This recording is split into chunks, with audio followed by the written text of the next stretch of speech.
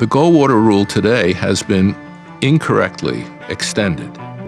And the incorrect part about it is that it now is being used to suppress speech about things that are knowable. It's as nonsensical as saying an orthopedic surgeon shouldn't be able to watch somebody in a football injury and say that person probably has an ACL tear. He can say it because he's an expert in the field. Something happened, he observed it. And what people need to understand is that actually the psychiatric interview is the least reliable method of making a diagnosis, because our current diagnostic system, the DSM, is based on observable behavioral criteria.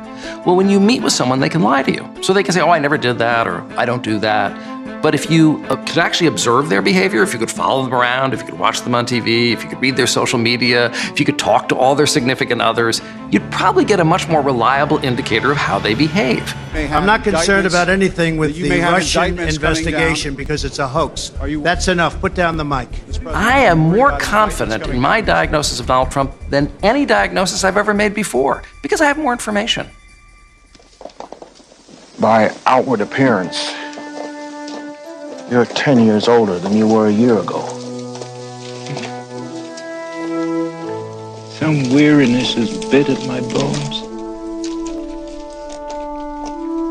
It's not true that having any kind of mental health disorder would make someone a bad president. One of my favorite books is a book called Lincoln's Melancholy, about how Lincoln's being a depressive personality is part of what allowed him to win the Civil War.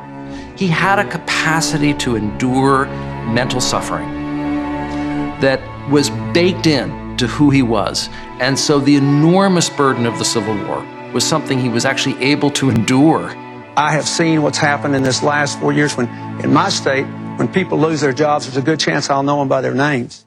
Bill Clinton, I wrote a biography of Bill Clinton about how his hypomania was part of what energized him in terms of his charisma and his creativity, and it also had to do with his impulse control problems and his hypersexuality, so it was a double-edged sword. But it doesn't disqualify someone from being president if they have a psychological disorder. But Donald Trump shows clear signs of the most severe personality disorder. It's called malignant narcissism, and it was first introduced by Erich Fromm, who escaped the Nazis and spent a lot of his life trying to understand the psychology of evil. And he formulated this diagnosis of malignant narcissism, which has 4 components: narcissism, paranoia, antisocial personality disorder, and sadism. I think everybody knows Donald Trump's a narcissist by now. I will be the greatest jobs producer that God ever created. I know more about ISIS than the generals do, believe me. Who are you consulting with consistently so that you're ready on day one? I'm speaking with myself, number one, because I have a very good brain. But it's the other 3 components that make him truly dangerous, because many politicians are narcissistic, but he's also paranoid. So all of his crazy conspiracy theories. The state of Hawaii released my official long-form birth certificate. The birth certificate was produced in 2011. You continued to tell the story and question the president's legitimacy in 2012, 13, 14, 15. Yeah. How about this one about Ted Cruz's father? His father was with Lee Harvey Oswald prior to Oswald's being shot, and nobody even brings it up. And his sense of being a victim. Mr. Trump turned his sights on Google, tweeting, "They have it rigged for me and others so that almost all stories and news is bad." And his demonization of anyone who disagrees with him. Nasty guy. Now I know why he doesn't have one endorsement from any of his colleagues. All right, John, I get to respond. Pick from the buffet there. He's a nasty guy. These are all signs of a paranoid process. Antisocial personality disorder, or what used to be called psychopathy or sociopathy. It's constant lying. Well, he's the most documented liar in human history, I think, at this point. It's violating the rights of other people and exploiting other people. So sexual assault would be violating the rights of other people. Not paying your bills or defrauding people through Trump University would be an example of exploiting other people. And it's breaking laws and breaking norms. Well, he's broken every norm of the presidency. That's one of the reasons he's so out of control. There are certain norms you thought no one would ever break. But it's part of his personality disorder to break norms and to break laws. And it's a lack of remorse. He has no guilt or anxiety about the destructive things that he does. Impeachment for that? It was beautiful. It was just a perfect conversation. And the fourth component that Erich Fromm identified is sadism. Truly taking pleasure in harming, humiliating, and degrading other human beings. If you read his tweets, I wrote an introduction to a book about his tweets. I had to read thousands of his tweets, and they literally made me ill because it was just one vicious attack on and humiliating insult after another. It's like, how can someone even come up with thousands of vicious things to say about so many people? But he enjoys degrading and humiliating and insulting other people. I do think that we have enough evidence that most psychiatrists would feel like it's important to warn about Trump. We have a duty to warn.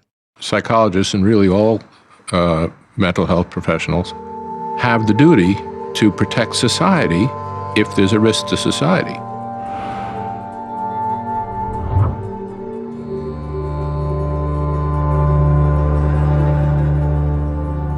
So the Tarasov case was in the 1970s. A patient said to a psychologist, I'm going to go home and murder my girlfriend. The psychologist didn't warn the potential victim, and the patient went home and killed the girlfriend.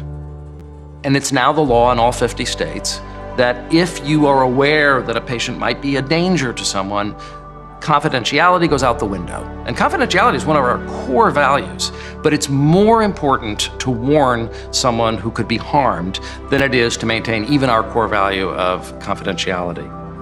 Trump is not my patient. He's not saying I'm going to go kill my girlfriend.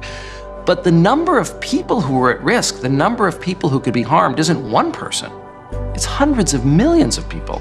So if we didn't speak up, that would be the immorality.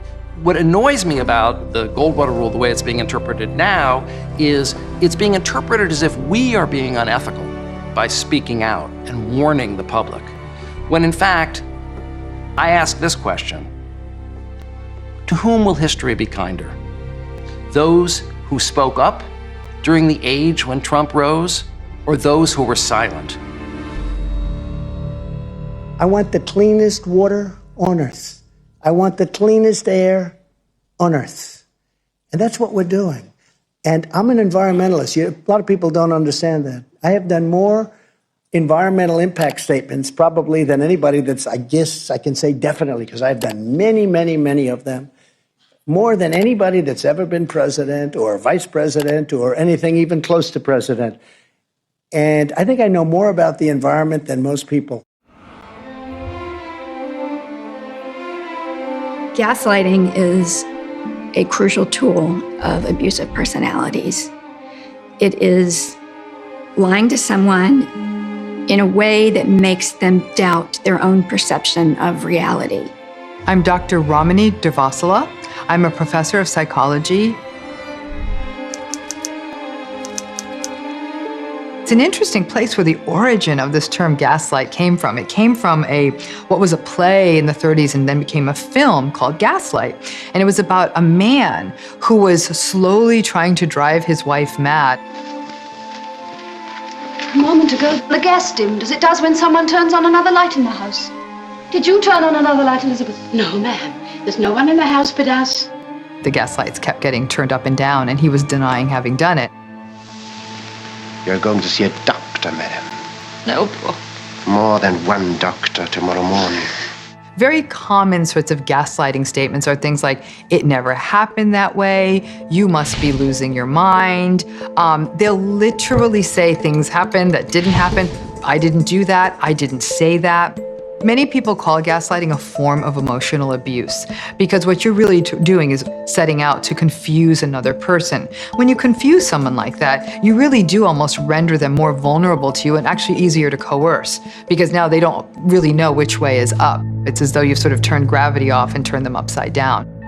I don't know if you remember the point where Trump said, listen, don't pay attention to what you're seeing, don't pay attention to what you're hearing. What you're seeing and what you're reading is not what's happening. And it's interesting because as human beings, we're actually vulnerable to this. There's a famous experiment in social psychology called the Asch experiment. The Asch experiment is they show lines on a screen. One is clearly longer than the other, and they ask someone which line is longer, and they get it correct 100% of the time. Two. Then you bring in 4 Confederates who work for the experimenter, but you pretend they're also in the study as subjects. And they all say that the shorter line is longer. 3. 3. 3.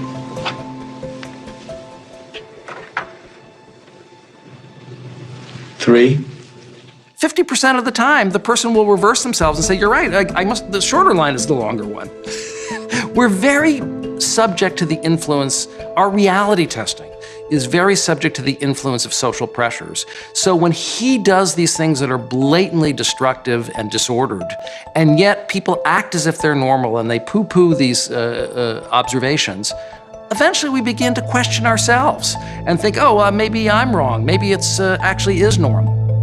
What has been so disturbing is that we've discovered, at least some of us, that it's much quicker to demolish a building than to build one. And Trump understands that. And I think he can demolish a lot of our faith as a nation in our institutions. He can demolish the effectiveness of institutions. He can certainly psychologically confuse and gaslight people like nobody's business. Thank you very much. I said during the transition, I'll say it up here, I think there's been at times a disconnect between the way we see the president and how much we love the president and the way some of you perhaps see the president. And I certainly see the American people probably see the president the way I do, but we want to get that message out there. And to use a Wall Street expression, there might be an arbitrage spread between how well we are doing and how well some of you guys think we're doing, and we're going to work hard to close that spread.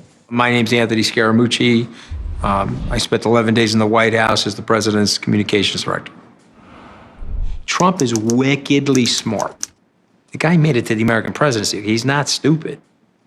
You can hate Trump because he says asshole-ish things, okay? And he's an obnoxious guy at times. But what you're missing is that he's now a reflection of the cultural zeitgeist.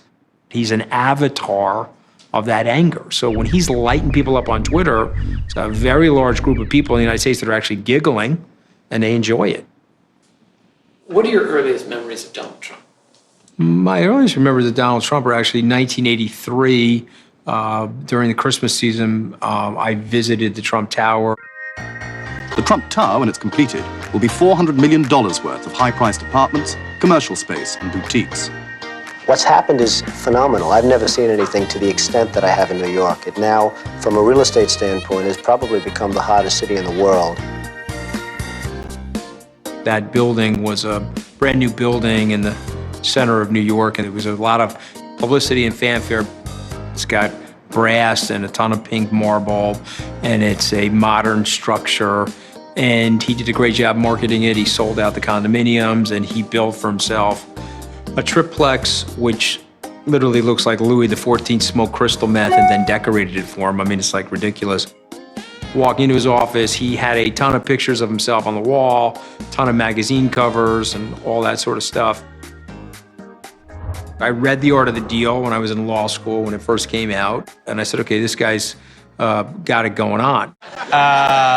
Ladies and gentlemen, please welcome the author of this book right here, Trump, The Art of the Deal, Donald Trump.